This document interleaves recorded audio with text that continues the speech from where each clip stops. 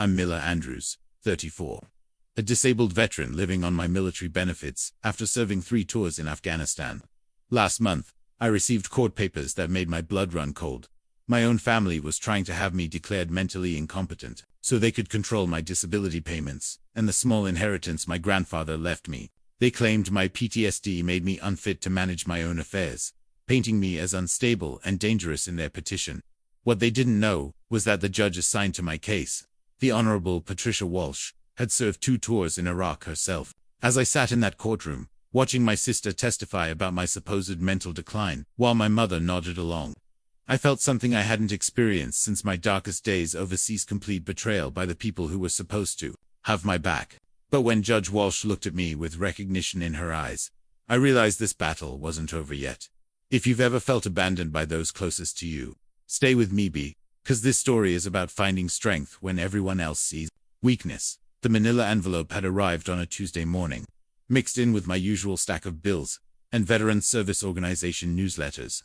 I almost threw it away, thinking it was another insurance solicitation or credit card offer. But something about the official seal in the corner made me pause. When I tore it open and saw the words "Petition for Guardianship due to mental incapacity," my hands started shaking. Not the tremor I sometimes get from my medication, but the deep, bone-rattling shake that takes me back to those moments in Afghanistan when incoming mortar would shake the ground beneath our feet. My own family. My sister Sarah's name was right there at the top as the petitioner, with my mother listed as a supporting witness. They were asking the court to declare me mentally incompetent to manage my own affairs, claiming my PTSD made me a danger to myself and others. The petition described incidents I barely remembered: a time I'd raised my voice at a family gathering, a day I'd seemed confused at the grocery store, moments when I'd been agitated during phone calls. I sat in my small apartment, surrounded by the quiet evidence of my actual life. My bills were paid on time, organized in neat folders. My medication was properly sorted in a weekly dispenser. The VA therapist had noted steady improvement in my file just last month. But none of that mattered to my family, apparently. The worst part wasn't the legal jargon or the clinical descriptions of my supposed mental decline. It was remembering last month's family barbecue, when Sarah had peppered me with questions about my finances. "Are you managing okay, Miller? You seem a little scattered lately. Maybe you should let someone help you with the paperwork." I'd thought she was being caring. Now I realized she was gathering ammunition. My phone buzzed with a text notification. It was from our family group chat, the one Sarah had started last year to keep everyone connected. The message was from 3 weeks ago, sent while I was sleeping. "Mom, did you save those photos I showed you? The ones from when Miller seemed confused at dinner. We might need them." My mother had responded, "Yes, honey, I have them safe." "Are you sure this is the right thing to do?" Sarah's reply was immediate. "It's for his own good, Mom. And honestly, it's what Grandpa would have wanted. He wouldn't want Miller struggling alone with all that money he can't properly manage." That's when I knew this wasn't about my well-being. This was about my inheritance, the modest but significant sum my grandfather had left specifically to me. Recognizing what my military service had cost, the money that was supposed to give me independence and dignity in my recovery, they saw weakness where I had been building strength. They saw incapacity where I had been learning to manage my challenges. And worst of all, they saw opportunity where I had seen family love. As I read through more of the hidden messages, planning sessions disguised as concern, I felt something I hadn't experienced since my worst days overseas. Complete betrayal by the people who were supposed to watch my back. But this time, I wasn't a young soldier trapped in a foreign country.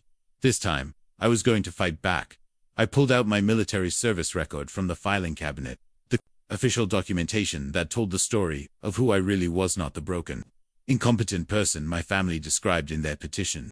The crisp pages held the truth of 3 tours in Afghanistan, commendations for valor, and a progression from that naive 18-year-old kid from rural Ohio to a seasoned soldier who'd served his country with honor. I'd enlisted right after 9/11s, filled with the same righteous anger and patriotic fervor that swept through small-town America.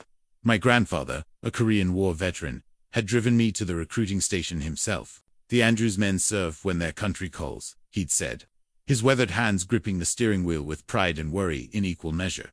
My first tour was a blur of desert heat, endless patrols, and the gradual understanding that war wasn't like the movies.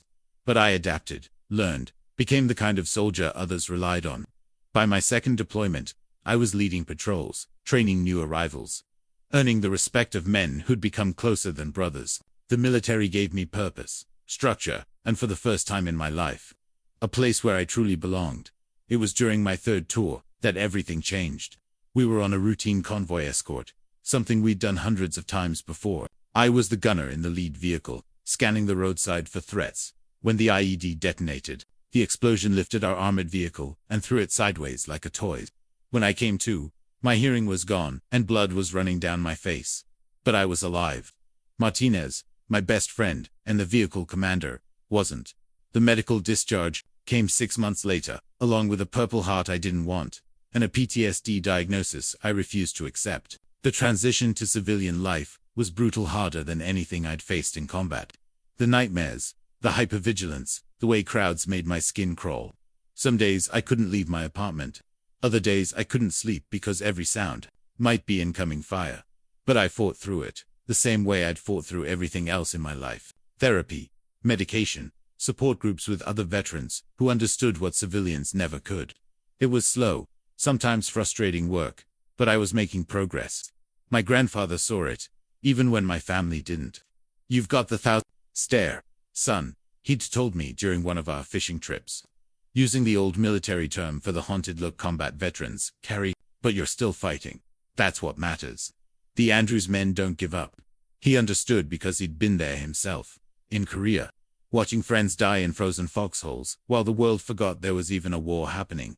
When he passed, last year, he left me his modest inheritance, not because I was his favorite, but because he knew I'd earned it through sacrifice and blood. His will was specific. The money was to give me independence and dignity while I healed. Looking at my service record now, I could see the man I really was. Yes, I had PTSD. Yes, some days were harder than others.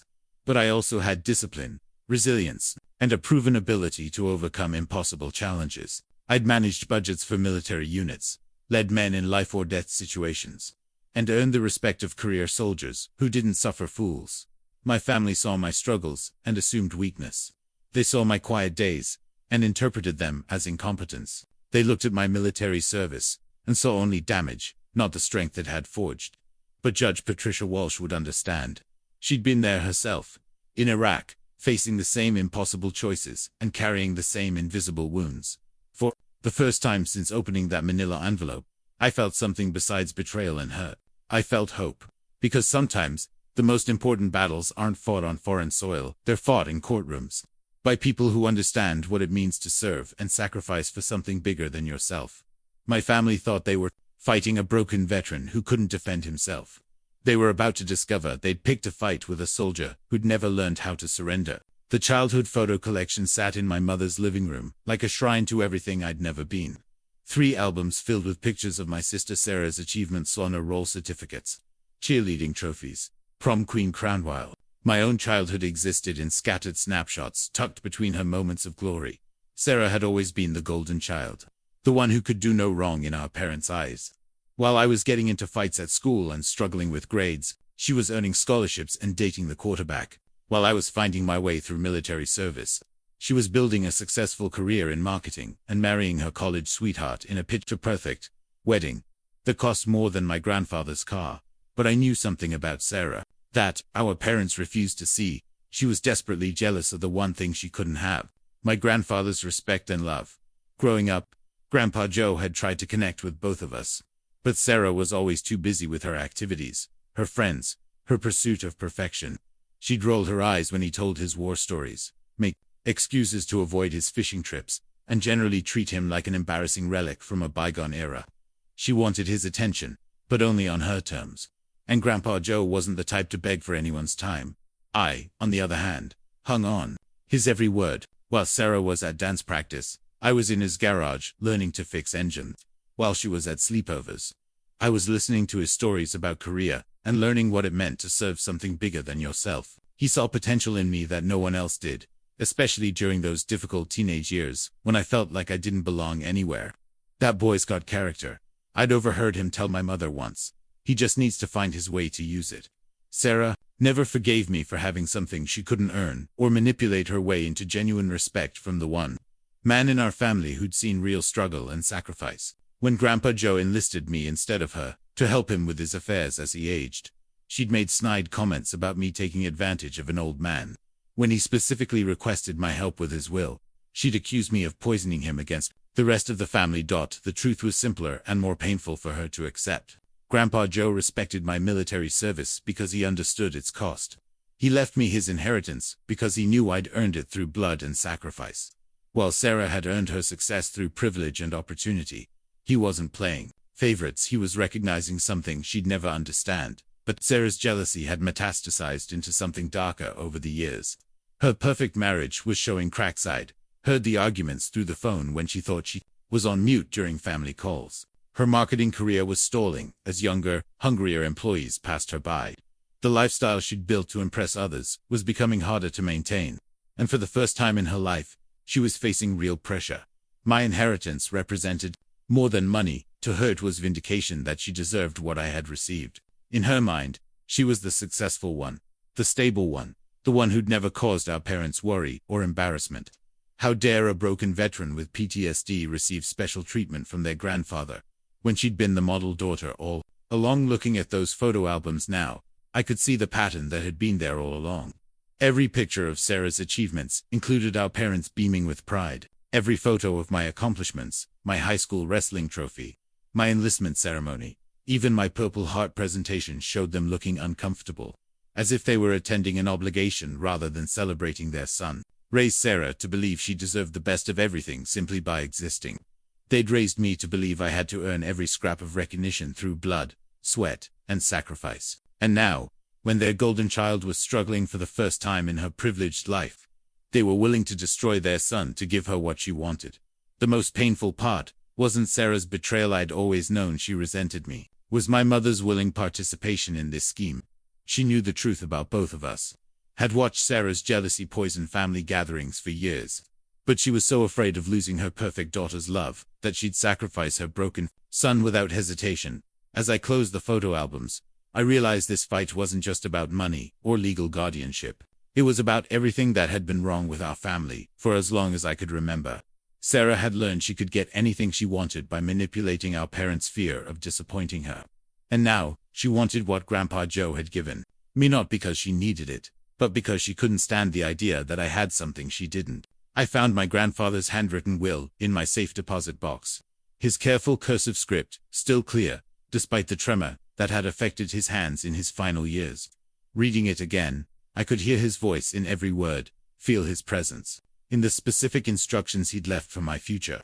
To my grandson, Miller Andrews, it began, who has served his country with honor and understands the true cost of freedom. I leave my savings, investments, and personal property not because he is my favorite, but because he has earned the right to independence through sacrifice that others cannot comprehend. Grandpa Joe had been deliberate about everything in his life, and this will was no exception. He'd specifically excluded my parents and Sarah, not out of spite, but because he understood something they never would, that I needed this money in a way they didn't. My disability payments covered my basic needs, but the inheritance would give me something more precious than financial security. It would give me dignity, independence, and the ability to heal without constantly worrying about money. The amount wasn't enormous by most standards, about $200,000 in savings, plus his modest house, and the classic Chevy pickup he'd restored in his garage. But to someone living on military disability, it represented freedom from the poverty that trapped so many veterans in cycles of dependence and despair. More importantly, it represented his faith in my future. While everyone else saw my PTSD as a permanent disability that would define the rest of my life, Grandpa Joe saw it as a challenge I would overcome. Just like he'd overcome his own demons from Korea. He'd lived with what we now call PTSD for decades, back when it was just called shell shock, and veterans were expected to suffer in silence. The nightmares fade, he'd told me during one of our last fishing trips together. The jumping at loud noises gets better, but the strength you build fighting through it, that stays forever. That's what they don't understand about us. Miller, bored, we're not broken. We're baptized. His will included specific instructions about how the inheritance should be used. A portion for continued education, if I chose to pursue it. Money set aside for ongoing therapy and medical care.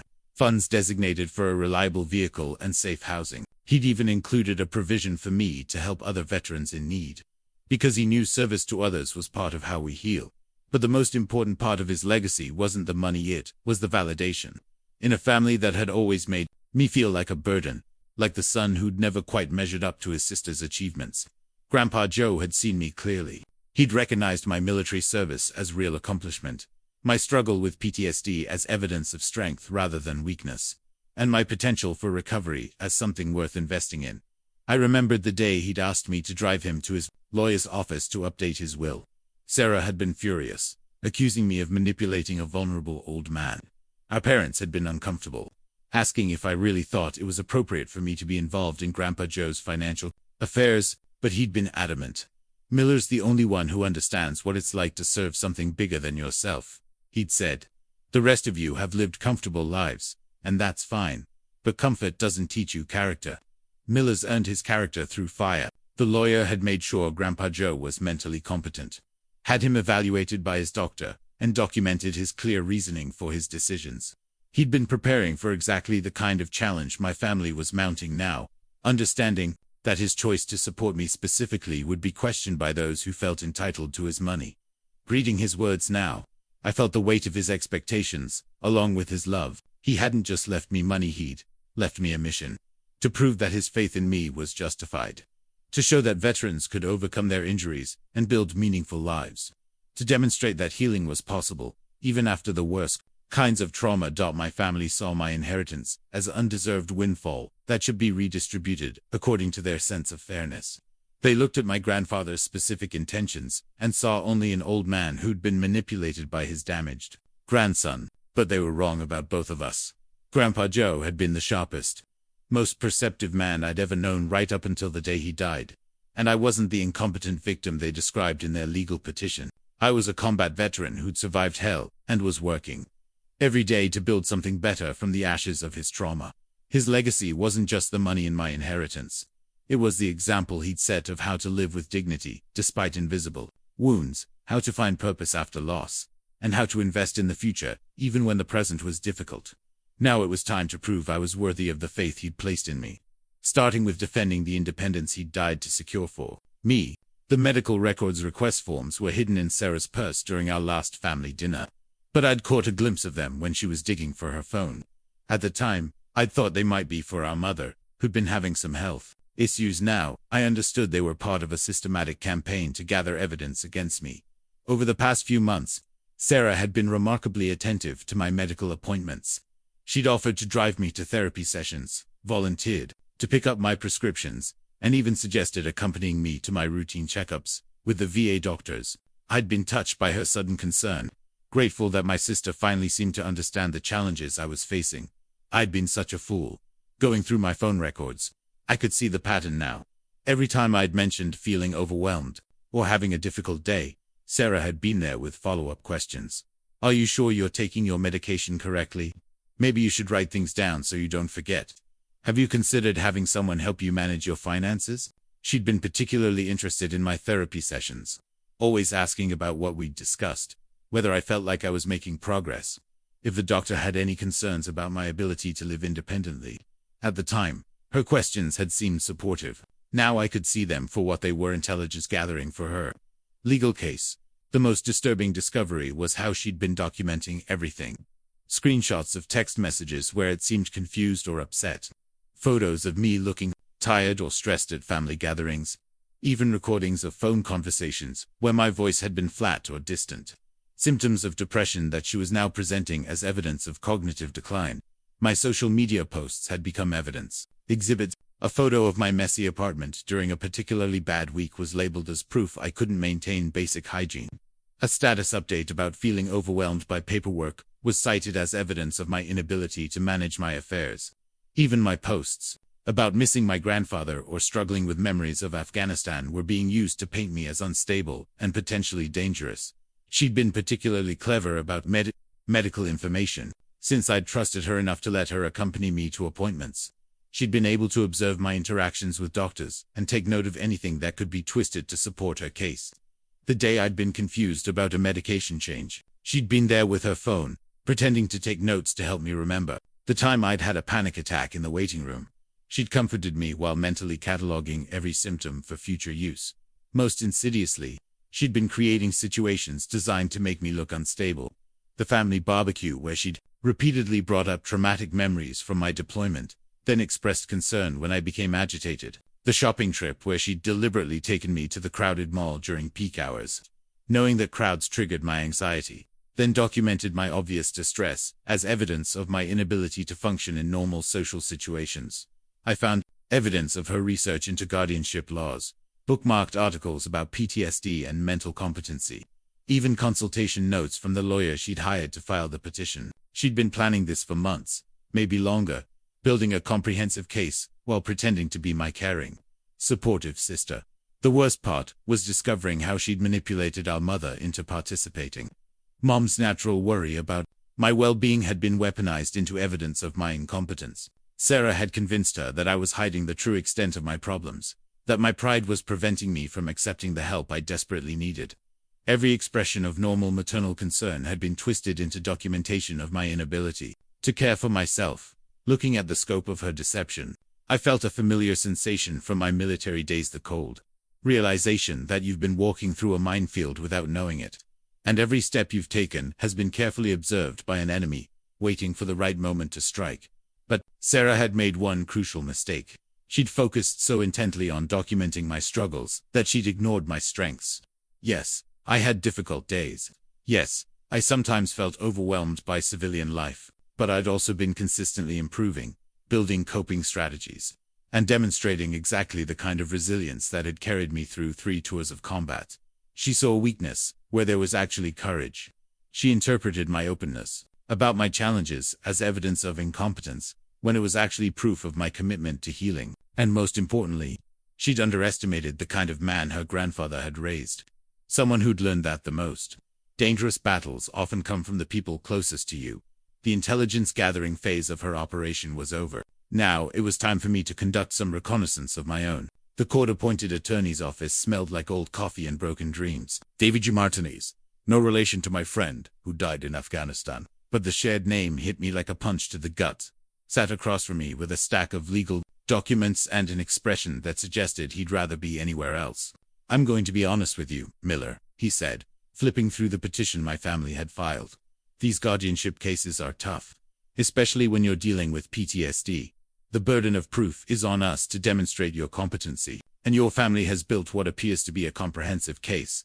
He walked me through the legal framework, explaining how guardianship laws were designed to protect vulnerable adults from exploitation, but could be weaponized by family members with financial motives. If the court granted my family's petition, I would lose the right to make decisions about my finances, my medical care, even where I lived. Sarah would become my legal guardian, with complete control over my inheritance and disability benefits. The petition claims you're unable to meet your essential requirements for physical health, safety, or self-care, Martinez explained, reading from the documents. They cite incidents of confusion, agitation, inability to maintain your living space, and concerning social media posts as evidence of cognitive decline. I listened as he outlined their case against me, feeling like I was hearing about a stranger. The Miller Andrews they described was barely functional, a danger to himself and others, someone who couldn't be trusted with basic decisions about his own life. They'd taken months of normal human struggles, the bad days everyone has, the moments of confusion or frustration that are part of any healing process, and woven them into a narrative of complete incompetence. What they haven't done, Martinez continued, is provide any clinical evidence of actual cognitive impairment. Your medical records show someone who's managing his PTSD responsibly, attending therapy regularly, and making steady progress. Your financial records demonstrate consistent bill payment and responsible money management. But juries sometimes focus more on emotional testimony than clinical evidence. The financial implications were staggering. My disability payments, which provided my basic living expenses, would be controlled by Sarah.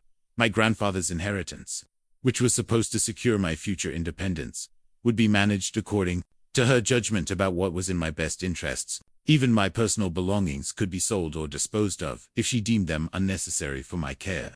Worst case scenario, Martinez said, they could argue that you need to be placed in a supervised living facility. Your sister could claim that independent living is too dangerous for someone with your condition, and use your inheritance to pay for institutional care while she manages the remainder.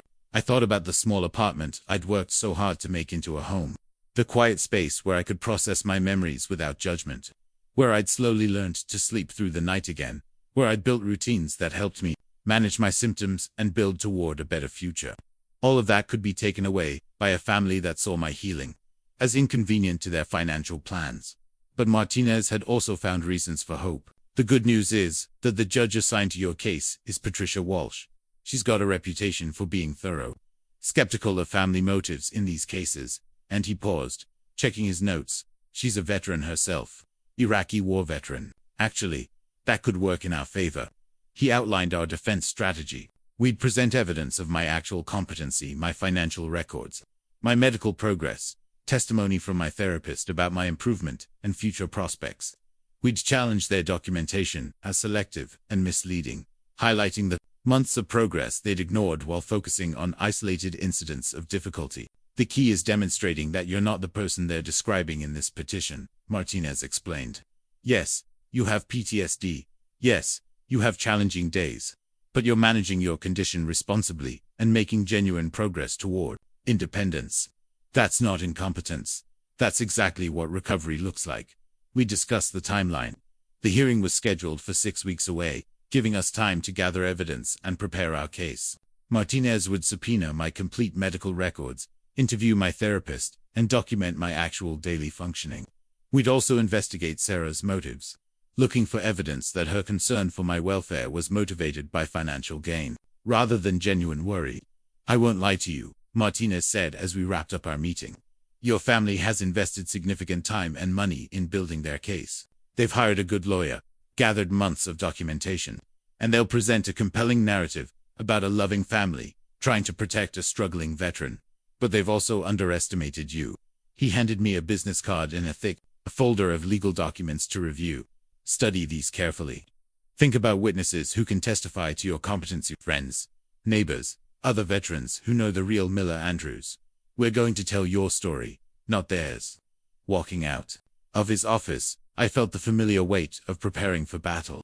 I'd faced enemy fire, survived IED explosions, and carried wounded brothers to safety under impossible circumstances. Now I was facing a different kind of war, one where the enemy knew my weaknesses, had access to my most vulnerable moments, and was willing to use my own family's love against me. But they'd made one crucial error.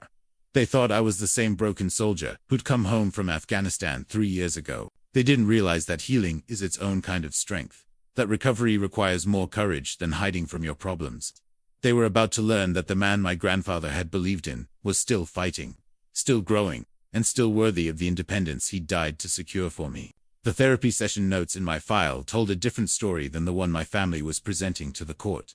Dr. Sarah Chen had been documenting my progress for 2 years, and her clinical observations painted a picture of steady improvement, not cognitive decline. Patient continues to demonstrate remarkable resilience and commitment to recovery.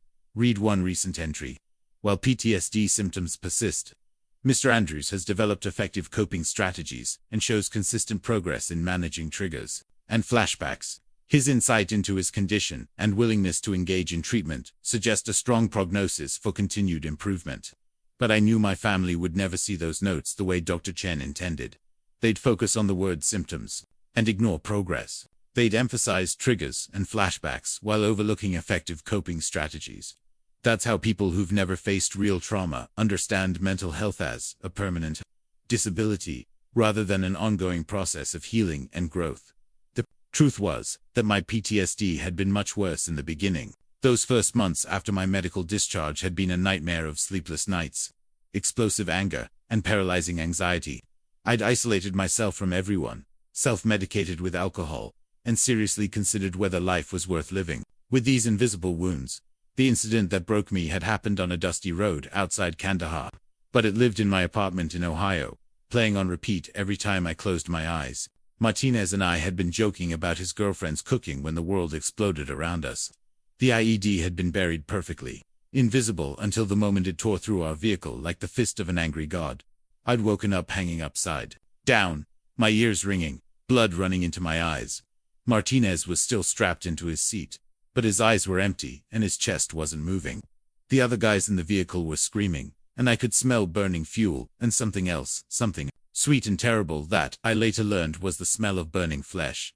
That moment hanging there, looking at my friend's dead face while enemy fire started pinging off our overturned vehicle, had broken something inside me that I wasn't sure could ever be fully repaired. Not Martinez's death, exactly, because soldiers die in war, and we all knew that risk, but the randomness of it, the way fate had decided that he would die while I lived. The crushing weight of survivor's guilt that settled on my chest like a lead blanket. For months after coming home, I'd replayed that moment, obsessively. What if I'd been a better gunner, more alert to threats? What if we'd taken a different route, or left 5 minutes later? What if I'd died instead of Martinez, who had a girlfriend who loved him, and parents who were proud of him, and a future that made sense? The nightmares were the worst part, not just about the explosion, but elaborate scenarios where I somehow saved Martinez, or died with him, or found ways to undo the fundamental unfairness of his death. I'd wake up screaming, disoriented, sometimes swinging at imaginary enemies, until I remembered I was in Ohio, not Afghanistan. But slowly, with Dr. Chun's help, and the support of other veterans who understood what I was going through, I'd learned to carry that weight differently. The guilt didn't disappear, but it transformed into something more manageable. Reminder of Martinez's life, rather than just his death. A motivation to make my survival meaningful rather than a source of shame. I'd learned to recognize my triggers before they overwhelmed me. Crowds still made me nervous, but I'd developed strategies for managing that anxiety. Loud noises still made me jump, but I understood why and didn't panic about my reaction. The hypervigilance that had kept me alive in combat zones had gradually softened into normal caution. Most importantly, I'd learned that healing wasn't about returning to who I'd been before Afghanistan. That kid was gone forever, and trying to resurrect him was a fool's errand. Real recovery meant accepting who I'd become, and building a life that honored both my service and my survival. My family saw my therapy appointments as evidence of instability. They interpreted my medication as proof of incompetence. They looked at my ongoing struggle with PTSD symptoms, and assumed I was getting worse rather than better. But they didn't understand what Dr. Chen knew, that seeking help was strength, not weakness, that managing a condition responsibly was competence, not failure. The man who'd come home from Afghanistan 3 years ago couldn't have handled this legal battle. He would have retreated, isolated himself, maybe even validated their claims about his inability to function. But the man I'd become through months of hard work and honest reflection was different. I was stronger, more self-aware, and better equipped to fight for what I'd earned. Martinez had died so that I could live. My grandfather had left me an inheritance so that I could build a meaningful future. And Dr. Chen had spent 2 years helping me develop the tools I needed to defend both gifts from people who couldn't see their value. The therapy notes in my file weren't evidence of mental incompetence.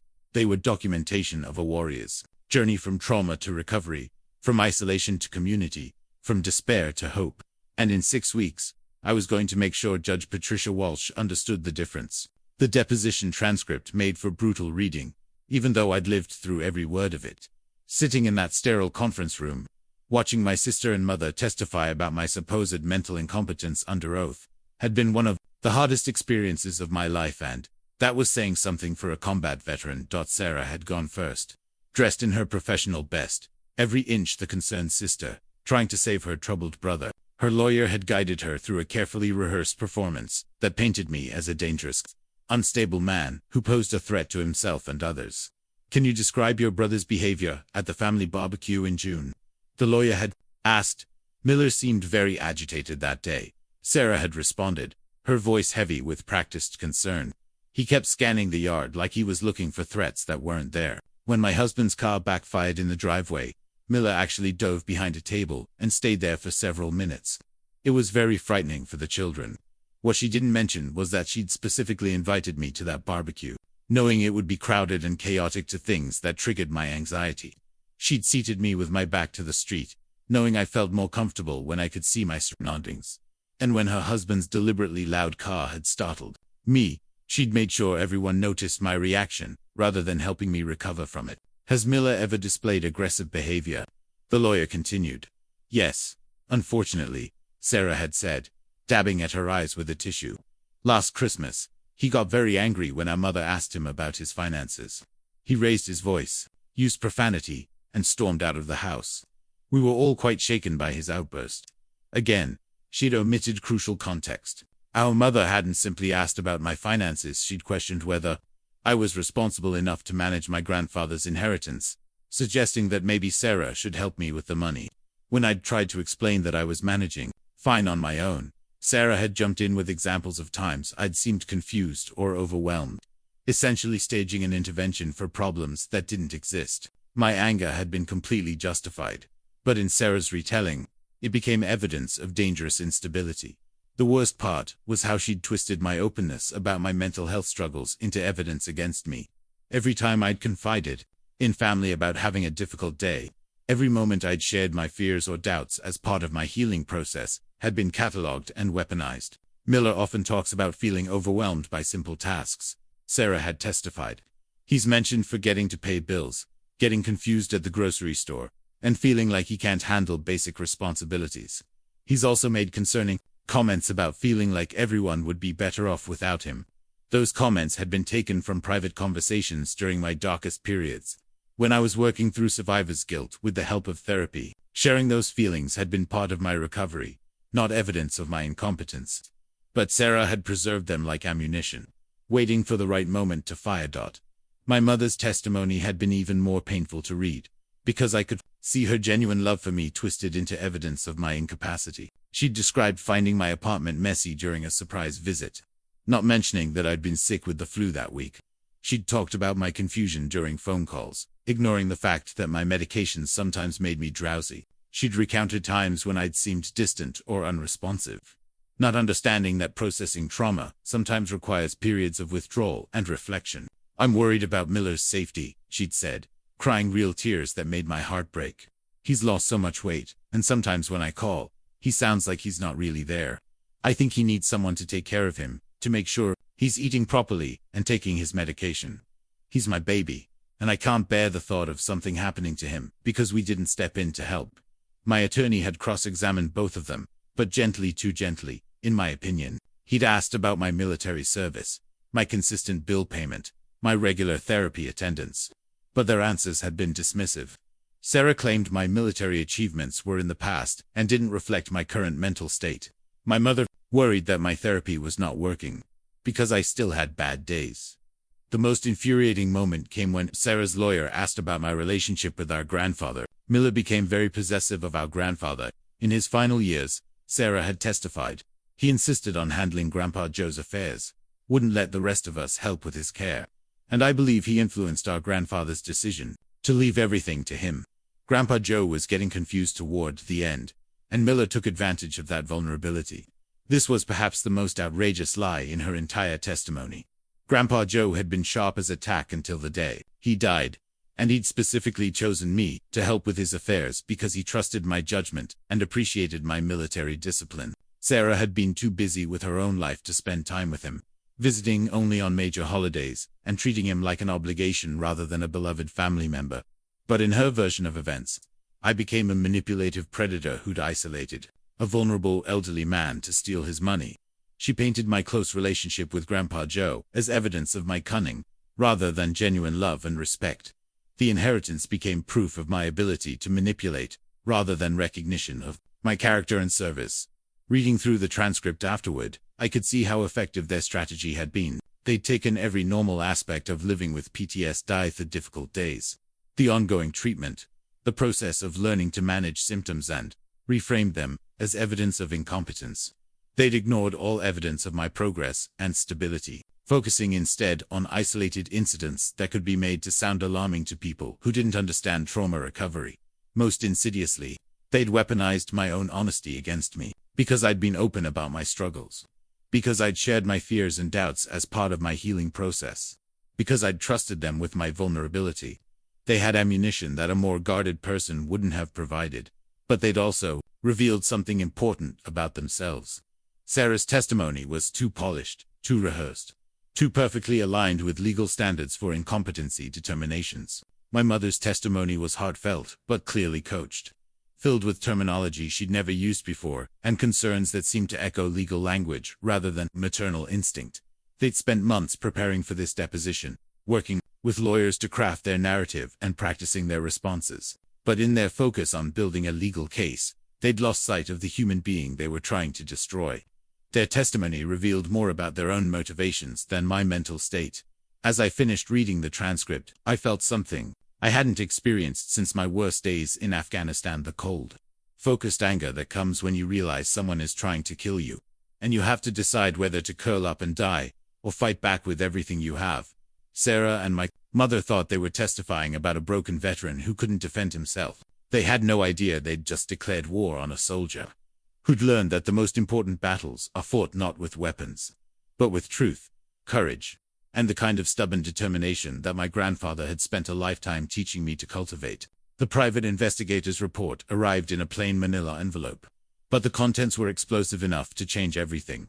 I'd hired Jake Morrison, a former military police officer who specialized in family court cases, to look into Sarah's life and motivations. What he'd discovered went far beyond simple greed. Sarah's financial situation was a disaster, carefully hidden behind a facade of suburban success.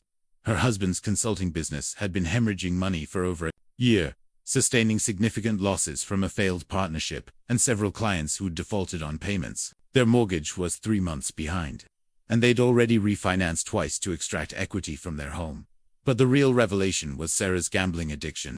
Morrison had tracked her casino visits, online betting accounts, and credit card transactions, painting a picture of someone spiraling out of control. In the past 18 months, she'd lost over $60,000, playing poker at local casinos and placing sports bets through offshore websites. The gambling explained so much about her recent behavior: her sudden interest in my finances, her careful documentation of my supposed incompetence, her willingness to destroy our family relationships for money. It all made sense when viewed through the lens of addiction and desperation. Morrison had also discovered the timeline of her legal planning. She'd first consulted with a lawyer about guardianship proceedings 6 months ago, right after losing a particularly large sum at the casino. The lawyer had explained what kind of evidence she'd need to prove my incompetence, essentially providing her with a roadmap for the systematic documentation that followed. "Your sister's not just greedy," Morrison had explained during our meeting. "She's desperate. People with gambling addictions often see one big score as the solution to all their problems. Your inheritance represents exactly that kind of score: enough money to pay off her debts, save her marriage, and give her a fresh start." The report included photographs of Sarah at the casino, bank records showing large cash withdrawals before gambling trips, and credit card statements revealing the extent of her debt. More importantly, it documented her pattern of deception: lies she'd told her husband about where the money was going, fake explanations for her frequent absences, and elaborate schemes to hide her gambling from family members. Morrison had also investigated her marriage, which was far from the picture-perfect relationship she presented to our family. Her husband was considering divorce, fed up with the financial stress and her increasingly erratic behavior. They'd been to marriage counseling twice in the past year, and according to sources Morrison had cultivated, most of their sessions focused on money problems and trust issues. "The interesting thing," Morrison noted, "is that her husband doesn't know about the guardianship petition. She's told him she's helping you with some legal paperwork, but he has no idea she's trying to gain control of your finances. When this comes out in court, it's going to create some serious problems in their marriage." The report also revealed how Sarah had been manipulating our mother. She'd convinced Mom that I was hiding the true extent of my problems, that my pride was preventing me from accepting help I desperately needed. Sarah had positioned herself as the only family member brave enough to do what was necessary to save me from myself. But most damaging was the evidence of her research into my condition. Morrison had found her internet search history, which included terms like how to prove PTSD incompetence, veteran guardianship cases, and evidence needed for mental incompetency hearing. She'd been studying my diagnosis like a predator, learning about its prey, identifying weaknesses, and developing strategies to exploit them. The timeline was particularly revealing. Her gambling losses had accelerated dramatically after Grandpa Joe's death, when she'd learned about my inheritance. What had started as recreational betting had become compulsive, desperate wagering as she tried to win back her losses. Each failure had made her more reckless, more willing to risk everything on the next bet. Morrison had also uncovered her attempts to access my financial information illegally.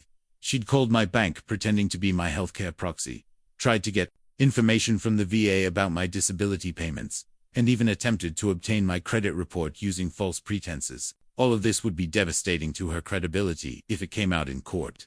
The bottom line, Morrison had concluded, is that your sister's not the concerned family member she's pretending to be. She's an addict who sees your money as the solution to her problems, and she's willing to destroy your life to get it. The question is whether you want to expose all of this in court. I thought about my grandfather's advice about warfare. Sometimes the best strategy is to let your enemy reveal their true intentions before showing your hand. Sarah had built her case around the assumption that I was too damaged to fight back effectively, too trusting to investigate her motives, too isolated to gather allies. She was wrong on all counts. I wasn't the broken veteran she described in her petition. I was a soldier who'd learned to gather intelligence, assess threats, and develop tactical responses to complex problems. And now, I had the ammunition. I needed to turn her own weapons against her. The question wasn't whether to use this information. It was how to deploy it for maximum effect, while preserving what remained of our family relationships. Sarah had declared war on me, but I still hoped there might be a way to achieve victory without completely destroying everything that connected us. Looking at Morrison's report, though, I was beginning to doubt that hope. Some battles can only end one way, and this was starting to look like one of them. Judge Patricia Walsh's military commendation certificate hung on the wall behind her desk, and I found myself staring at it during our brief pre-hearing conference. The Bronze Star Medal with valid device told a story of courage under fire, of a soldier who'd distinguished herself in combat operations during the Iraq War. My attorney had done his research on Judge Walsh, and what he'd learned gave me hope for the first time since this nightmare began. She'd served 2 tours in Iraq as a military police officer, leading convoys through some of the most dangerous roads in that country. Like me, she'd come home carrying invisible wounds from her service.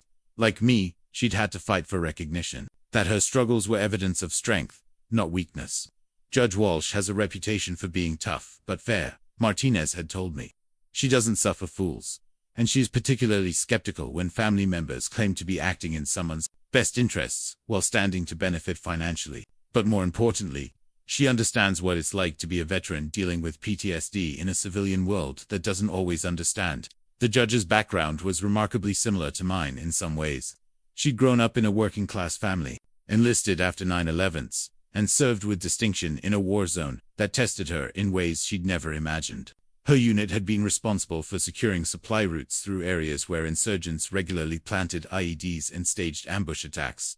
According to the military records Martinez had obtained, Judge Walsh had been involved in several significant combat engagements. The Bronze Star citation mentioned her actions during an attack on her convoy, where she'd organized the defense of wounded soldiers while under heavy fire and coordinated their evacuation under impossible circumstances. She knew what it felt like to make life-and-death decisions while people were shooting at you. But the most relevant part of her story was what happened after she came home. Like many veterans, she'd struggled with the transition to civilian life. The hypervigilance that had kept her alive in Iraq became a liability in peaceful suburban neighborhoods. The leadership skills that had saved lives in combat didn't translate easily to civilian careers. The bonds forged with fellow soldiers couldn't be replicated in a world where most people had no understanding of what she'd experienced. Judge Walsh had been open about her own PTSD diagnosis and treatment, speaking at veterans events about the importance of seeking help and the stigma that still surrounded mental health issues in the military community.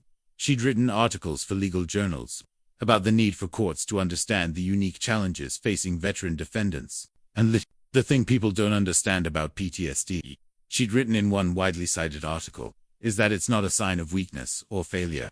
It's evidence that someone has been tested beyond normal human limits and survived.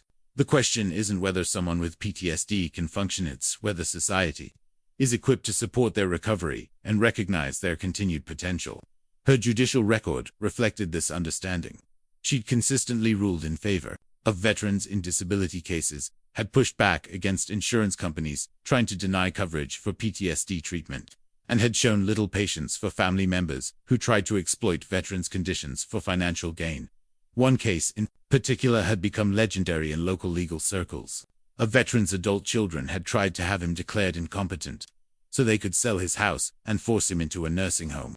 Judge Walsh had not only denied their petition, but had ordered an investigation into their motives that resulted in elder abuse charges. Her written opinion had included a scathing assessment of family members who prey upon the very people who sacrifice their peace of mind to preserve our freedom. Martinez had shared some of her courtroom observations with me, and they suggested a judge who understood the difference between struggling with a condition and being incompetent to manage one's affairs. She'd repeatedly emphasized that having PTSD didn't automatically make someone unable to make rational decisions about their life. And she'd shown particular skepticism toward family members who claimed to know what was best for veterans better than the veterans themselves. Judge Walsh asks hard questions. Martinez had warned me. She's going to want to see evidence, not just emotional testimony. She's going to probe your family's motives, examine their evidence carefully, and make her decision based on facts rather than feelings. That's exactly what we want in this case. Reading about her background, I felt something I hadn't experienced since this ordeal began, a sense that someone in authority might actually understand what I was going through. Judge Walsh had walked in my boots, carried the same invisible wounds, and fought the same battles against misunderstanding and stigma that I was fighting now. More importantly, she'd proven that recovery was possible. She'd built a successful legal career, earned the respect of her colleagues, and used her position to advocate for others facing similar challenges. She was living proof that having PTSD didn't mean being permanently broken or incompetent. The commendation certificate on her wall wasn't just a decoration. It was a reminder that the person presiding over my case understood the true cost of military service and the real meaning of courage. It meant that when my family portrayed my struggles as evidence of incompetence, she'd recognize them as evidence of survival. When they claimed my openness about my condition proved my inability to function, she'd understand it as proof of my commitment to healing. For the first time since opening that manila envelope weeks ago, I felt like I wasn't fighting this battle alone. Judge Patricia Walsh might not be able to advocate for me directly, but her presence on the bench meant that my story would be heard by someone who understood its true meaning. Sometimes the most important victories come not from having superior firepower, but from finding the right battlefield, with the right person making the decisions. And I was beginning to believe that fate had given me exactly what I needed to win this war. The financial records spread across my kitchen table told a story that would destroy Sarah's carefully constructed image as a concerned sister. Morrison's investigation had uncovered a web of debt, deception, and desperation that explained everything about her sudden interest in my mental competency. Sarah owed $47,000 in credit card debt across 8 different cards, most of which she'd hidden from her husband by having statements sent to a post office box. Her gambling losses over the past 18 months totaled $73,000, money she'd stolen from their joint accounts while telling her husband it was going toward home improvements and her mother's medical expenses. But the most damaging evidence was the timeline. Morrison had constructed Sarah's first consultation with a guardianship attorney had occurred exactly 3 days after she'd lost $15,000 in a single weekend at the casino, money that was supposed to pay their mortgage for 3 months. Her systematic documentation of my supposed incompetence had begun immediately afterward, suggesting that destroying my independence had been her plan for financial salvation from the very beginning. Martinez reviewed the evidence with the careful attention of a prosecutor building a criminal case. "This changes everything," he said, studying the bank records that showed cash withdrawals immediately before casino visits. "Your sister isn't a concerned family member trying to help. She's a gambling addict who sees your inheritance as her way out of debt." We spent hours organizing the evidence into a compelling narrative.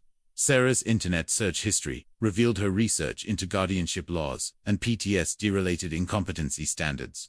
Her phone records showed multiple calls to her attorney immediately after particularly large gambling losses. Most damning were the text messages Morrison had recovered from her deleted files, including one to a friend that read, "If I can get control of Miller's money, all my problems disappear."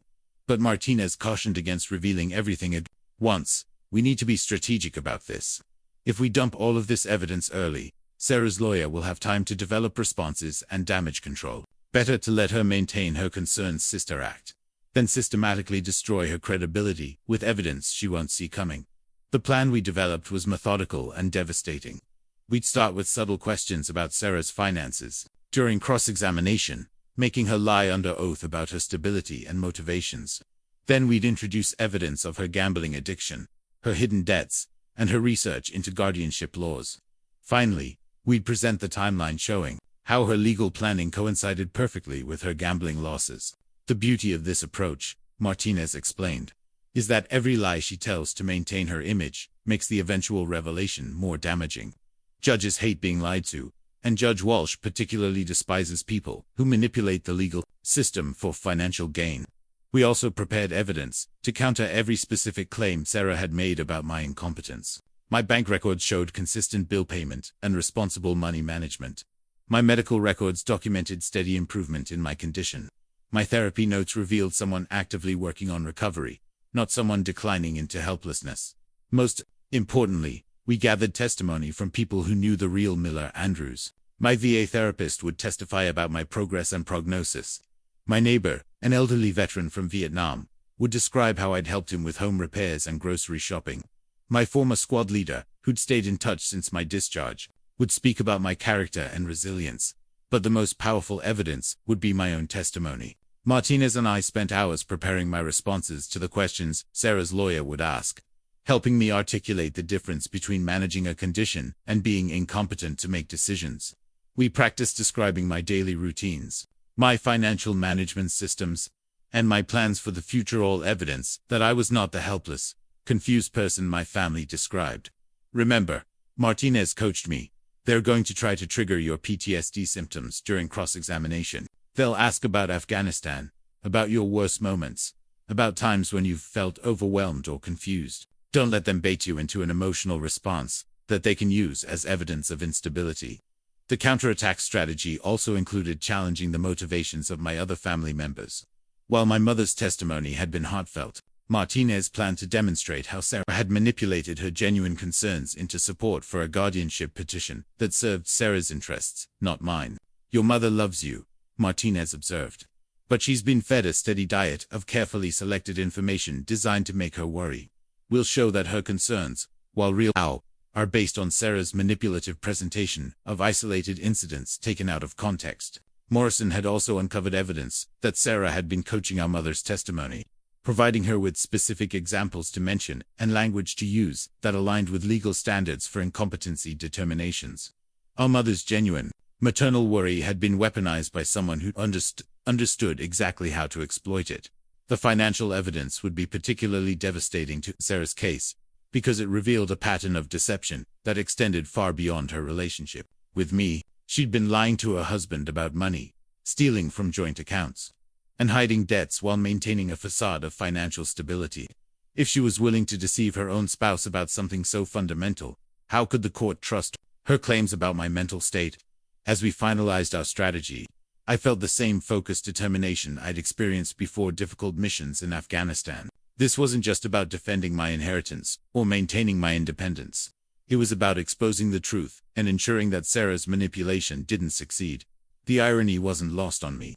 Sarah had spent months gathering evidence to prove I was incompetent to manage my own affairs, while simultaneously demonstrating through her own behavior that she was exactly the kind of person who couldn't be trusted with anyone else's money. Her gambling addiction, financial irresponsibility, and willingness to destroy family relationships for personal gain made her the last person who should have control over my inheritance. The counterattack was ready. Now it was time to let Sarah continue digging her own grave, while we prepared to bury her credibility so thoroughly that Judge Walsh would have no choice but to see this guardianship petition for what it really was. Desperate attempt by a gambling addict to steal money from her disabled veteran brother. I found my mother's diary entries by accident while helping her organize some papers for her own legal affairs. She'd asked me to help sort through insurance documents in her bedroom, and the journal had fallen out of a folder, open to a page that made my blood run cold. I know Miller is getting better, she'd written in her careful handwriting. Dr. Chen says he's making excellent progress, and I can see it myself. He's more stable, more confident, handling his responsibilities well. But Sarah insists he's hiding how bad things really are. She says his pride won't let him admit he needs help, and that we have to step in before something terrible happens. The entries chronicled months of Sarah's manipulation, painting a picture of my mother being slowly convinced to participate in something her instincts told her was wrong. Reading her private thoughts was like watching someone being psychologically tortured by their own daughter. Sarah showed me those pictures again today. Read another entry. Miller's apartment was messy, but he was sick with the flu that week. I remember because I brought him soup. But Sarah says this proves he can't take care of himself. I don't know what to think anymore. She's so smart about these things. and I'm just a worried mother. The progression was heartbreaking. In early entries, my mother defended me, noting my improvements and questioning Sarah's concerns. But gradually, Sarah's relentless campaign of selected evidence and twisted interpretations wore down her natural protective instincts. Maybe I'm being naive, Mom had written. Sarah says I'm too close to the situation to see clearly. She's shown me research about PTSD, about how veterans sometimes hide their problems because they're ashamed. Maybe Miller is worse than I thought. Maybe I'm failing him by not insisting he get more help. The most painful entry was dated just 2 weeks before the guardianship petition was filed. I don't want to do this, but Sarah says it's the only way to save Miller from himself. She says if something happens to him because we didn't act, I'll never forgive myself. I know he'll hate me for this, but I can't lose another child. I already buried my father. I can't bury my son too. When I confronted her about the diary, she broke down in tears that seemed to age her 10 years in 10 minutes. We were sitting in her kitchen, the same room where she'd bandaged my childhood scrapes and celebrated my military achievements. And now she was crying over the betrayal she'd been manipulated into committing. I never wanted this. Miller, she sobbed. Sarah convinced me you were in danger, that your pride was keeping you from getting the help you needed. She said the legal guardianship was just a formality, a way to make sure you got proper care. I didn't understand what it really meant until I saw those papers. I wanted to hate her for participating in Sarah's scheme. But reading her journal had shown me the truth. She was as much a victim of Sarah's manipulation as I was. Our mother's genuine love for me had been weaponized against both of us, turned into a tool for Sarah's financial desperation. She kept showing me things, Mom continued, pictures of you looking tired, stories about times you seemed confused or upset. She said she was keeping track because she was worried about you. I thought she was being a caring sister. The manipulation had been sophisticated and cruel. Sarah had exploited our mother's natural tendency to worry about her children, feeding her a steady diet of carefully selected information designed to amplify those concerns into panic. Every normal struggle of recovery had been presented as evidence of decline. Every difficult day had been portrayed as proof of incompetence. I asked Dr. Chen about you directly, Mom admitted. I called your therapist's office and spoke to her personally. She said you were doing very well, making steady progress, that your prognosis was excellent. But Sarah said therapists sometimes can't see the whole picture, that they only see you for an hour a week, even when presented with professional evidence contradicting Sarah's claims. Our mother had been convinced that the experts were missing something only family could see.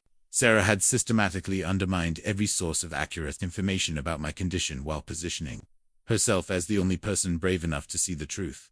The betrayal went deeper than just supporting the guardianship petition. Mom revealed that Sarah had been coaching her testimony, providing specific examples to mention and language to use that would be most damaging to my case. She gave me a list of things to remember when talking to the lawyers. Mom said, pulling out a handwritten note in Sarah's careful script. Times when you seemed confused, moments when you appeared unstable. She said these were important details that showed the pattern of your decline. Looking at the list, I could see how Sarah had twisted every normal aspect of recovery into evidence of incompetence. A day when I'd been particularly tired after a therapy session became listless and unresponsive. A time when I'd been frustrated with VA paperwork became agitated and unable to handle simple tasks. A phone call where I'd been distracted by a news report about Afghanistan became confused and disconnected from reality. But perhaps the most devastating revelation was that our mother knew, deep down, that what they were doing was wrong. I kept hoping you'd call me, she said. After we filed the papers, I kept waiting for you to reach out so I could explain, so I could make you understand that we were trying to help, but you didn't call, and I knew it was because you felt betrayed, and you were right to feel that way. She showed me other entries from her diary, ones written after the petition was filed. When the reality of what they'd done began to sink in, the guilt was eating her alive, but Sarah had convinced her it was too late to back down. That withdrawing their support would leave me vulnerable to the very problems they were claiming to protect me from. Sarah says, if we stop now, if the guardianship fails, you'll never trust us again, and you'll refuse help even if you really need it in the future, Mum explained. She says we have to see this through for your own good, even if you hate us for it. This was perhaps Sarah's most insidious manipulation, convincing our mother that admitting their mistake would somehow harm me more than continuing with their destructive course of action. She'd created a psychological trap where backing down felt like abandoning me, while moving forward felt like betraying me.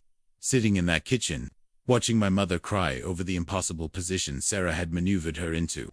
I felt a grief deeper than anything I'd experienced in combat. This wasn't just about money or legal guardianship. It was about the destruction of trust that had taken decades to build, and might never be fully repaired. But I also felt something else, a fierce determination to free my mother from Sarah. Manipulation the same way I was going to free myself from this legal attack. Mum was as much a victim of Sarah's schemes as I was, and saving myself meant saving her too. The bank statements Morrison uncovered revealed the true scope of Sarah's financial crimes, and they painted a picture of someone who'd been stealing long before she'd targeted my inheritance. She hadn't just been gambling away her own money, she'd been systematically draining accounts that didn't belong to her. The most shocking discovery was that Sarah had been stealing from our mother's accounts for over a year. She'd convinced Mom to add her as a joint account holder for emergencies, then proceeded to withdraw thousands of dollars for her gambling addiction.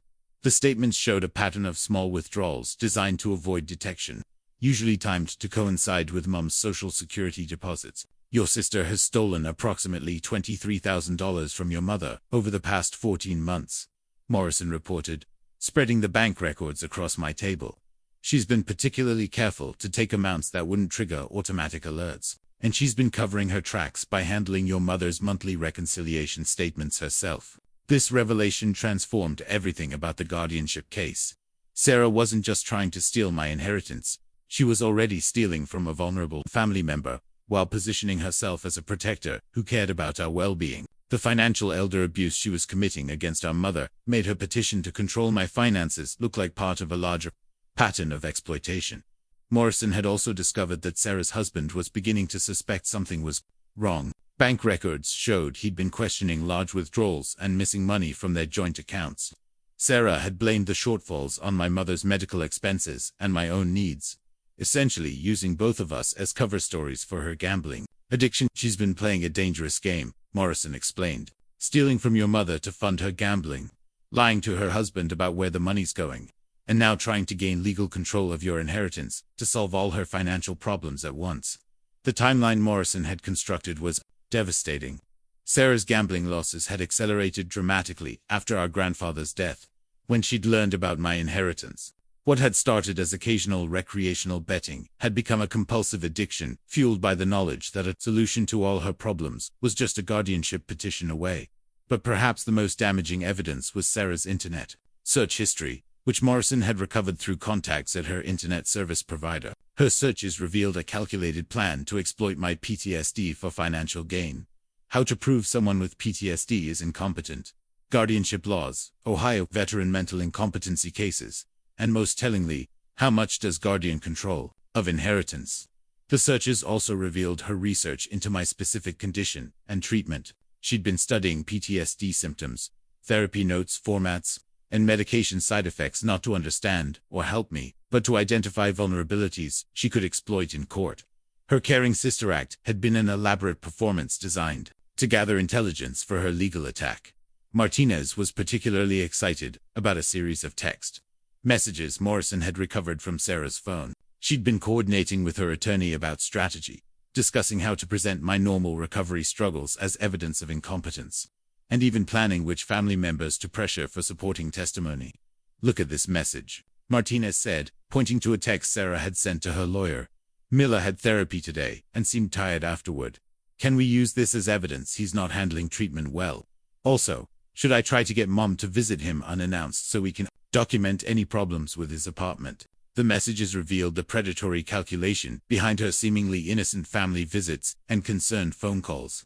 Every interaction with me had been an intelligence-gathering operation designed to build her legal case. Her offers to help with appointments and errands had been opportunities to observe and document anything that could be twisted into evidence of my incompetence. But the smoking gun was a message she'd sent to a friend after a particularly large gambling loss. "I'm so close to solving all my money problems. Once I get control of Miller's inheritance, I can pay off everything and start fresh. He's too messed up to manage that much money anyway."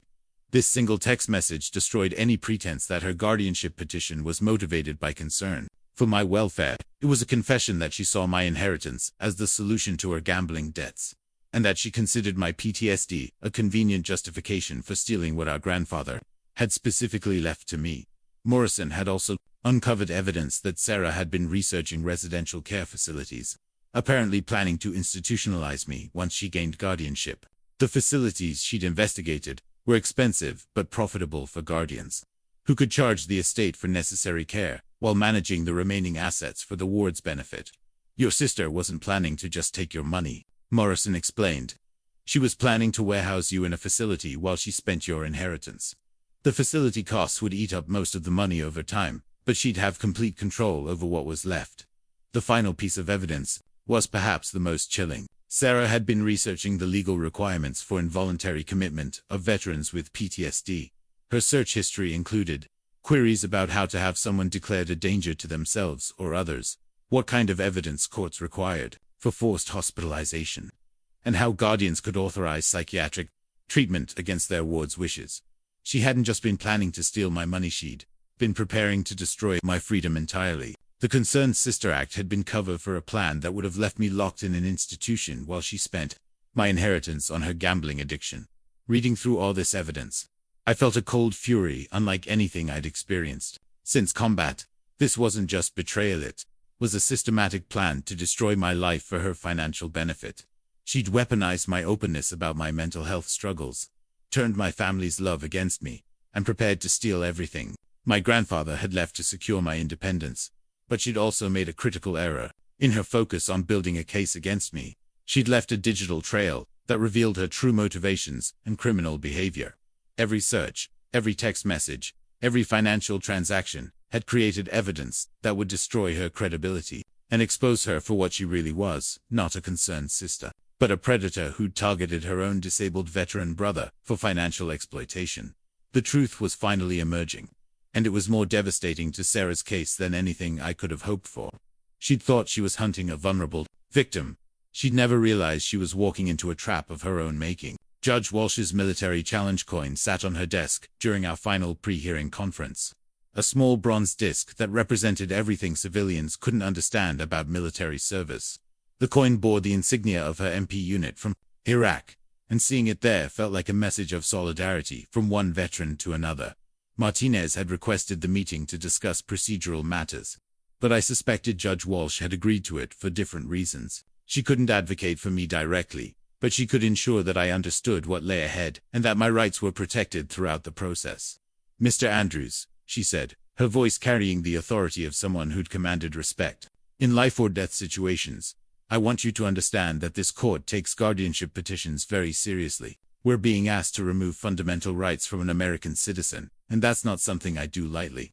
Her words were carefully chosen, neutral enough to maintain judicial impartiality, but weighted with meaning that only another veteran would fully grasp. She was telling me that she understood what was at stake, not just my inheritance, but my dignity, independence, and freedom. I've reviewed the medical evidence in your case, she continued, and I have some concerns about the gap between what your family claims and what your treatment providers document. I'll be asking detailed questions about that discrepancy during the hearing. This was as close as she could come to telling me that she'd seen through my family's manipulation. Her mention of concerns about their claims was judicial code for skepticism about their motives and evidence. Martinez had briefed me on Judge Walsh's reputation, but sitting across from her now, I could see qualities that went beyond her legal knowledge. She had the same hypervigilant awareness I recognized in other combat veterans, the way her eyes tracked movement, the careful positioning that kept her back to the wall, the subtle tension that never fully left someone who'd survived in a war zone. The court has also received some additional evidence that will be presented during the hearing, Judge Walsh noted, referring to Morrison's investigation into Sarah's gambling addiction and financial crimes. I trust all parties are prepared to address the full scope of the evidence that will be presented. Her emphasis on full scope was pointed. She was warning Sarah's legal team that they couldn't control the narrative the way they'd planned, that uncomfortable truths were going to be exposed during the proceedings. When Martinez excused himself to take a phone call, Judge Walsh's demeanor shifted slightly, still professional, but with a hint of the person behind the judicial robes. You served in Afghanistan, she said. It wasn't a question. 3 tours, Your Honor. 2011 to 2014. Hard years, she acknowledged. I was in Iraq during the surge. Different war, same impossible choices. The brief exchange carried volumes of shared understanding. She knew what it meant to make life decisions under extreme stress, to carry responsibility for other people's lives, to come home with wounds that couldn't be seen but never fully healed. She understood that having PTSD didn't make someone incompetent, made them a survivor of experiences most people couldn't comprehend. Recovery is a process, not a destination, she said, her voice softening slightly. The question isn't whether you have challenges to overcome, but whether you're equipped to overcome them. Her words echoed what Dr. Chen had told me during my darkest moments, when I'd doubted my ability to build a meaningful life after Afghanistan. Recovery wasn't about returning to who I'd been before, it was about becoming someone stronger, more self-aware, and better equipped to handle whatever challenges life presented. I've seen a lot of cases involving veterans, Judge Walsh continued. Too many families who think they know what's best for someone who's proven their competence, under the worst possible circumstances. Military service teaches discipline, resilience, and decision-making skills that don't disappear because someone develops PTSD. She was telling me, in carefully coded judicial language, that she understood the difference between managing a condition and being incompetent. She recognized that my military training and experience were assets in my recovery, not liabilities that proved my inability to function. When Martinez returned, Judge Walsh's professional demeanor was fully restored, but the brief moment of veteran connection had given me something I'd been lacking since this ordeal began. Confidence that someone in authority understood who I really was. Mr. Andrews, she said as we prepared to leave, I want you to know that this court is committed to making decisions based on evidence, not assumptions. Your service to this country is noted and respected. She reached into her desk drawer and pulled out a challenge coin, not her own, but a generic veteran's coin that read honor, courage, commitment on one side, and in service to freedom on the other. This belongs to every veteran who's served honorably, she said, placing it on the table between us. It represents values that don't disappear because someone comes home with invisible wounds. The gesture was subtle but profound. Challenge coins are passed between military members as signs of respect and recognition. By giving me that coin, Judge Walsh was acknowledging my service and signaling her understanding that I was still the same person who'd earned the right to carry it. As we left her chambers, I felt something I hadn't experienced since opening that first legal document. Hope grounded in reality, rather than desperation. Judge Walsh couldn't guarantee the outcome of my case, but she'd made it clear that she understood the difference between a struggling veteran and an incompetent person. More importantly, she'd reminded me of something I'd forgotten during months of being portrayed as broken and helpless. I was still a soldier, still someone who'd proven his competence under impossible circumstances, still worthy of the respect that challenge coin represented. Sarah and her lawyers had built their case around the assumption that having PTSD made me inherently incompetent. They were about to discover that Judge Patricia Walsh knew the difference between wounded and broken, between struggling and incompetent, between someone who needed support and someone who needed a guardian. The coin sat in my pocket during the drive home, a small piece of bronze that carried the weight of recognition from someone who understood what it really meant to serve and survive. In 2 days, I'd walk into that courtroom carrying not just the evidence of my competence, but the knowledge that the person judging my case understood the true measure of a veteran's worth. The courtroom was smaller than I'd expected, but the weight of what was happening there made it feel cavernous. Sarah sat at the petitioner's table with her attorney, perfectly dressed and radiating the confidence of someone who believed her performance had been flawless. My mother sat behind her, looking tired and uncertain, already beginning to understand the scope of the deception she'd been drawn into. Judge Walsh entered, with the crisp authority of someone who'd commanded respect in combat zones, and I felt the challenge coin in my pocket like a talisman connecting me to the person who truly understood what this case was about. Sarah's attorney opened with a polished presentation of their case, painting me as a tragic figure whose military service had left him unable to manage his own affairs. He spoke eloquently about family love and difficult decisions, about the courage required to seek guardianship for a loved one who couldn't see his own need for help. Mr. Andrews is a war hero, the lawyer said, but the same experiences that make us proud of his service have left him vulnerable and in need of protection. His family has documented months of concerning behavior, cognitive decline, and inability to manage basic life responsibilities. The presentation was masterful theater, full of emotional appeals and carefully selected evidence. They showed photos of my messy apartment during my flu week, played recordings of phone calls where I'd sounded tired or distracted, and presented a timeline of incidents that seemed to show steady deterioration. Sarah's testimony was particularly polished. She spoke about her love for me, her concern for my well-being, and her reluctant decision to seek guardianship only when all other options had been exhausted. She cried at appropriate moments, expressed heartbreak over our family's situation, and positioned herself as a selfless sister, making a painful sacrifice for my own good. "I know Miller will hate me for this," she said, dabbing her eyes with tissue. "But I can't stand by and watch him destroy himself, because he's too proud to accept help. Our grandfather would want someone to protect the inheritance he left for Miller's care." Her performance was so convincing that I almost believed it myself. She spoke with genuine emotion about wanting to protect me, and if I hadn't seen Morrison's evidence of her gambling addiction and financial crimes, I might have questioned my own resistance to her help. But then Martinez began his cross-examination, and the carefully constructed facade started to crumble. "Ms. Patterson," he said, using Sarah's married name, "you've testified about your concern for your brother's financial management. Can you tell the court about your own financial situation?" Sarah's attorney objected, but Judge Walsh allowed the question. "The petitioner's financial motivations are relevant to this proceeding," she ruled, her tone suggesting she was very interested in the answer. Sarah shifted uncomfortably. "My finances are stable. I'm not sure why that's relevant to Miller's needs. Are you behind on your mortgage payments?" Martinez asked. "We've had some temporary cash flow issues, 3 months behind, isn't that correct? And you owe approximately $47,000 in credit card debt across 8 different cards." The color drained from Sarah's face. Her attorney was frantically shuffling papers, clearly unprepared for this line of questioning. "I don't see how my personal finances. Have you withdrawn approximately $23,000 from your mother's bank accounts over the past 14 months without her knowledge?" The question hung in the air like an explosion. My mother gasped audibly from the gallery, and I saw her lean forward, staring at Sarah with dawning horror. "That's not I had permission, Mum. Asked me to help with her accounts." Martinez introduced bank records, showing the pattern of withdrawals, all timed to coincide with my mother's Social Security deposits, all for amounts just small enough to avoid automatic alerts. The evidence was devastating, transforming Sarah from concerned sister to financial predator in the span of minutes. "Ms. Patterson, did you lose approximately $15,000 gambling at Riverwind Casino on the weekend of March 15th? I occasionally visit casinos for entertainment.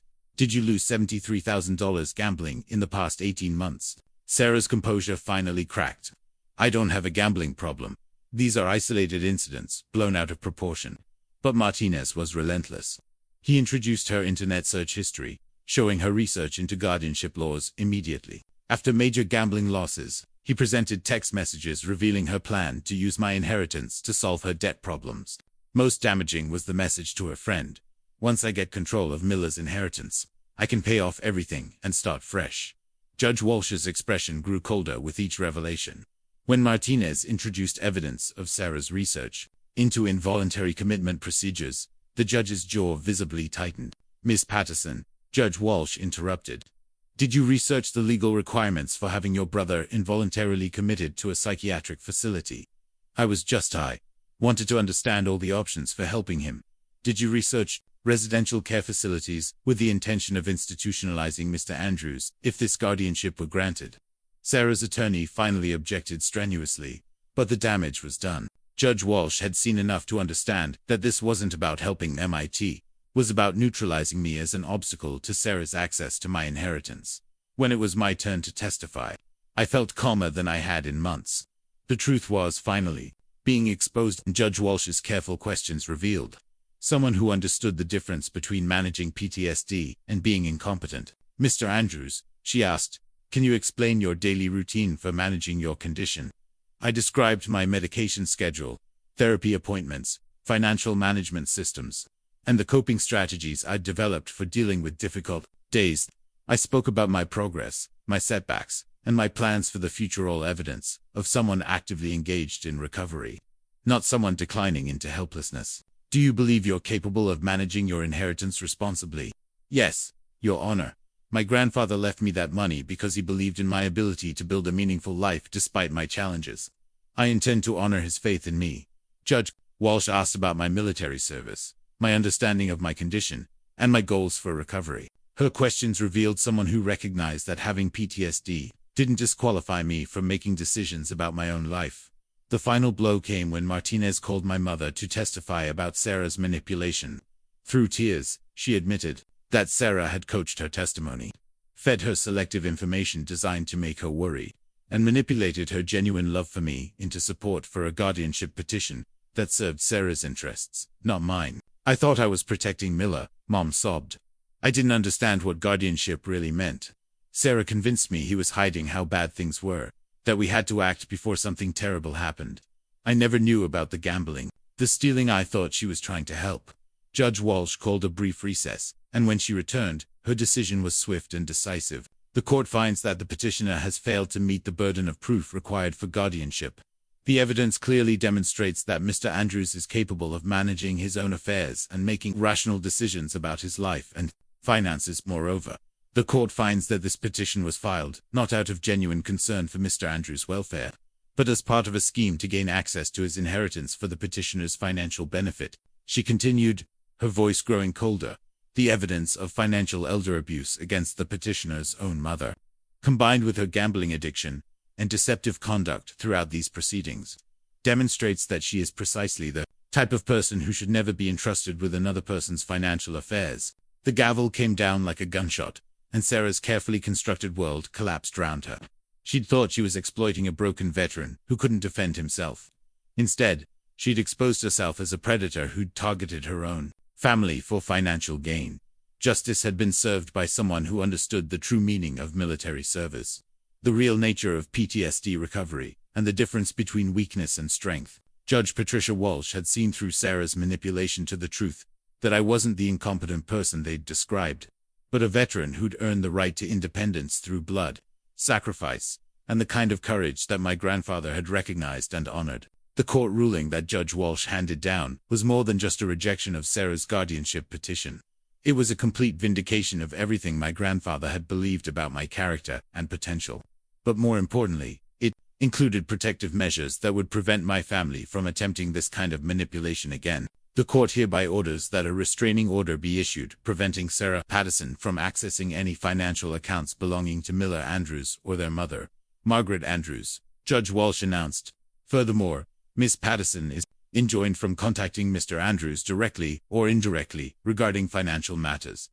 The restraining order papers were comprehensive and devastating to Sarah's future plans. She was prohibited from visiting my home, contacting my medical providers, or interfering with my financial affairs in any way.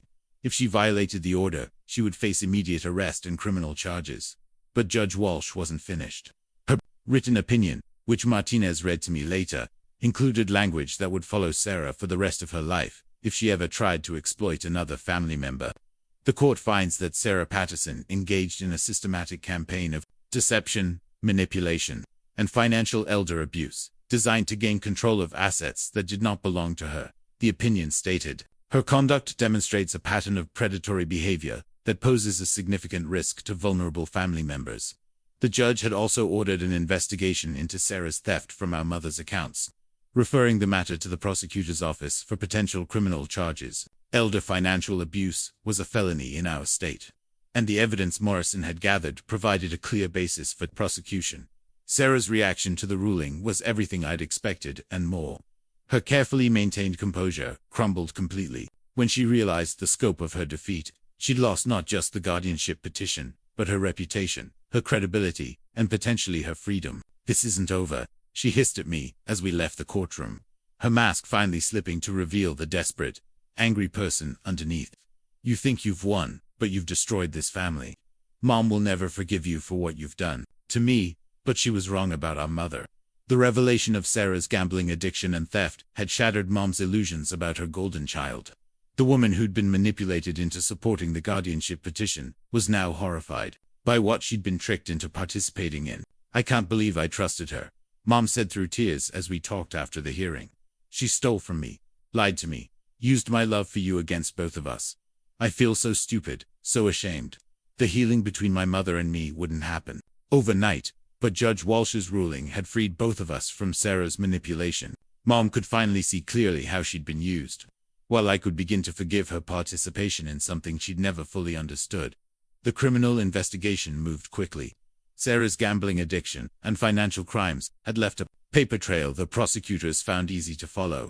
Within weeks, she was indicted on multiple counts of elder financial abuse, theft, and fraud. Her lawyer advised her to accept a plea agreement, rather than risk a trial that would expose even more of her crimes.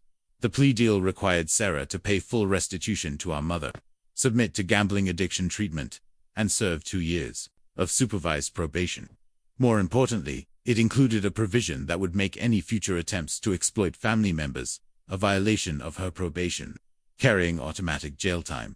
Her marriage didn't survive the scandal. Her husband filed for divorce within a month of the court ruling, citing financial deception and breach of trust as grounds. The house they'd been struggling to keep was sold to pay debts, and Sarah was forced to move into a small apartment while she rebuilt her life under court supervision.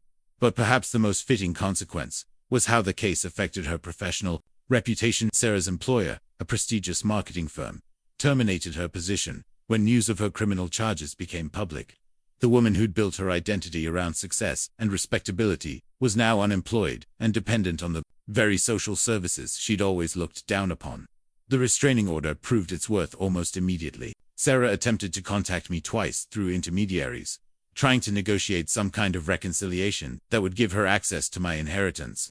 Both attempts were reported to the court, and Judge Walsh made it clear that any further violations would result in immediate incarceration. Your sister has demonstrated that she views you as a resource to be exploited, rather than a family member to be respected, Judge Walsh told me during a follow-up hearing. This restraining order will remain in place indefinitely to protect you from further manipulation. The financial investigation also revealed the true scope of Sarah's crimes. Beyond the money she'd stolen from our mother and the debts she'd hidden from her husband, Morrison discovered evidence of insurance fraud, tax evasion, and potential embezzlement from her former employer. The guardianship scheme had been just one part of a larger pattern of financial deception. Most satisfying was watching Sarah's enablers distance themselves from her once the truth came out. Friends who'd supported her difficult decision to seek guardianship suddenly had no comment. When reporters asked about her criminal charges, family members who'd praised her devotion to my welfare were notably absent. When she needed character references for her sentencing hearing, the inheritance that Sarah had tried so desperately to steal remained safely under my control. Managed according to my grandfather's wishes and my own judgment. I used part of it to help my mother recover from Sarah's theft, ensuring she wouldn't suffer financially for being manipulated by her own daughter. But more importantly, I used the money, exactly as Grandpa Joe had intended, to build independence, support my recovery, and help other veterans facing similar challenges.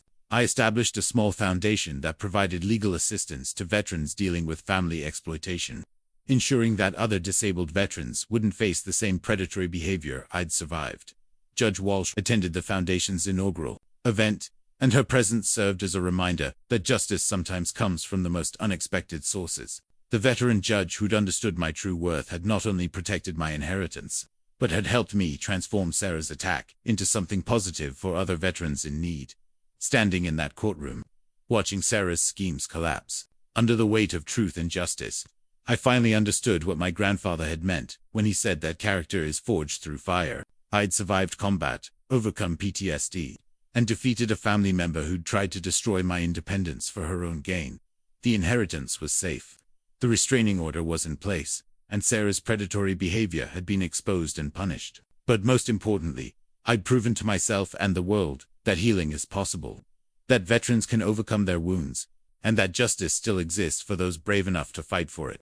My grandfather's Purple Heart Medal sits on my desk now, next to the challenge coin Judge Walsh gave me, serving as daily reminders of sacrifice, service, and the kind of courage that endures long after the battles are over. 6 months after the court ruling, I can finally say that the war Sarah declared on my independence has transformed into something my grandfather would have been proud of: a new mission, dedicated to helping other veterans defend themselves against those who would exploit their vulnerabilities. The foundation I established with part of my inheritance has already helped 12 veterans facing similar family exploitation. There's Marcus, whose son tried to have him committed to steal his disability benefits. There's Alina, whose daughter attempted to force her into a nursing home to sell her house. There's Robert, whose brother filed for guardianship after Robert's TBI left him vulnerable to manipulation. Each case has reinforced what Judge Walsh understood, and what my grandfather believed, that having invisible wounds doesn't make someone incompetent, and that recovery is evidence of strength, not weakness. The veterans I've helped have all shared the same qualities that carried me through my own ordeal: resilience, determination, and the kind of quiet courage that civilians often mistake for vulnerability. My mother and I have rebuilt our relationship, slowly, carefully, like medics treating a wound that requires delicate care. She's undergone therapy to understand how she was manipulated, and she's become one of the Foundation's strongest supporters. Her experience as a victim of Sarah's deception has given her unique insight into how family members can be weaponized against the very people they love. "I thought I was protecting you," she told me recently, "but I was actually helping someone hurt you. I never want another mother to go through what I went through, or to cause the pain I caused you." Sarah herself has become a cautionary tale in our community. Her probation officer requires regular check-ins. Her gambling addiction treatment is monitored by the court, and her financial activities are subject to ongoing scrutiny. The woman who once saw herself as superior to her damaged veteran brother now lives under restrictions that remind her daily of the consequences of predatory behavior. She's attempted to contact me twice through mutual acquaintances, both times claiming she wants to make amends and rebuild our family relationship. But I've learned to recognize manipulation disguised as reconciliation. True amends would involve genuine accountability for her actions, not attempts to negotiate access to what she still sees as rightfully hers.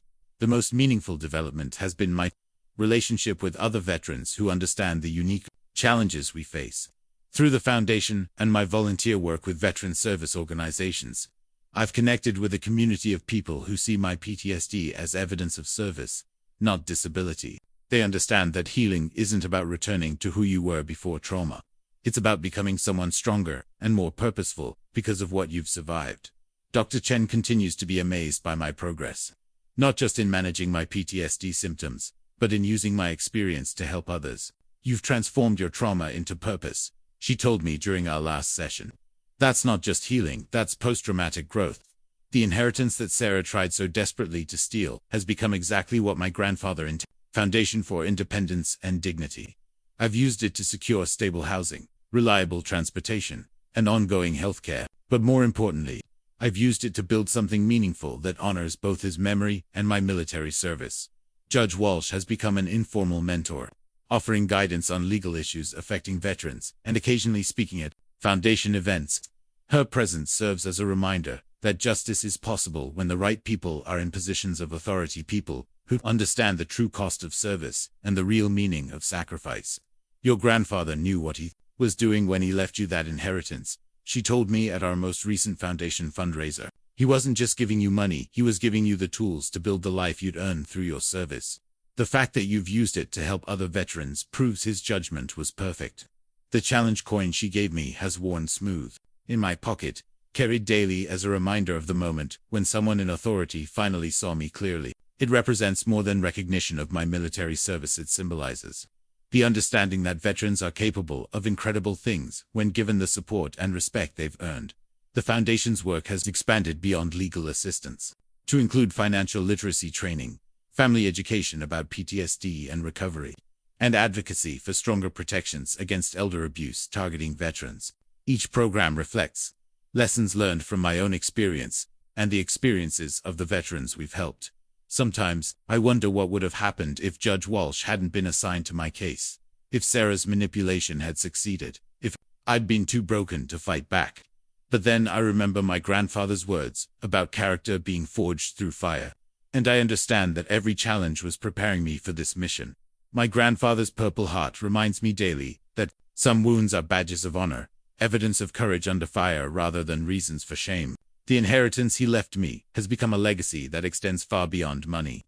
It's become a foundation for helping other veterans maintain their independence and dignity in the face of those who would exploit their service-connected vulnerabilities.